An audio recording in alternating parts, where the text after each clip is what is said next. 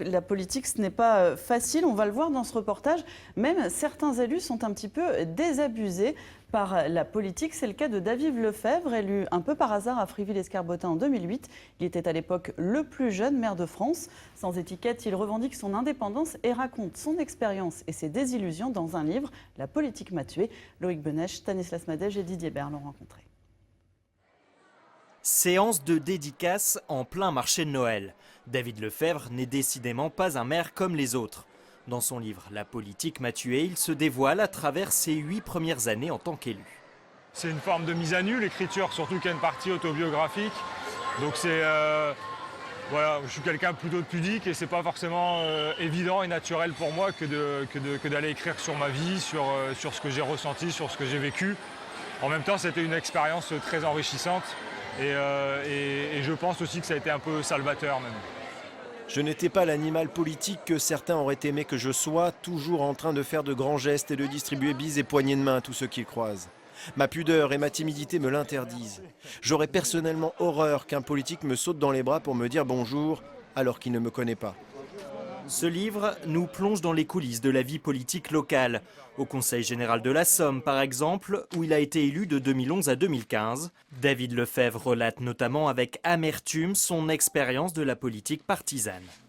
Ce qui m'excède dans la politique, telle qu'on la pratique aujourd'hui, c'est qu'il n'est plus question de défendre des principes ou des idées. Il faut simplement s'assurer de correctement préparer les prochaines échéances électorales.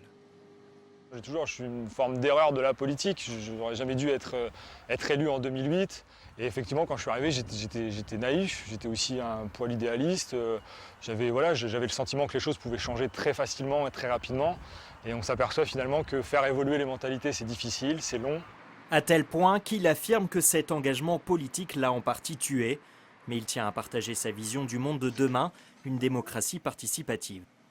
En tant que maire, je ne me considère pas comme le maître d'ouvrage, celui qui commandite les travaux, mais simplement comme le maître d'œuvre, celui qui fait en sorte de conseiller et d'exécuter les travaux conformément aux exigences de la multitude de maîtres d'ouvrage que sont en fait les habitants de la commune. Pour moi, aujourd'hui, on est arrivé aux limites de la démocratie représentative. Cette façon que l'on a de vouloir déléguer son pouvoir à un élu en glissant un bulletin de vote dans une urne, pour moi, on en a atteint les limites. Aujourd'hui, bon nombre de concitoyens ont accès à l'information, à la connaissance, et je pense qu'on doit à nouveau leur redonner la possibilité d'influer sur les décisions. Et si David Lefebvre ne se représentera pas au municipal de 2020, par ce livre, il ne dit pas encore adieu à tout destin politique. Benjamin Lucas, la démocratie participative dont parle David Lefebvre, ça peut être une solution pour réconcilier les Français avec la classe politique ? Bah oui, ce qui est évident, c'est aujourd'hui, je le disais, 7 jeunes sur 10 vont plus voter et ancrent leur rapport aux politiques dans l'abstention. Le Front National progresse.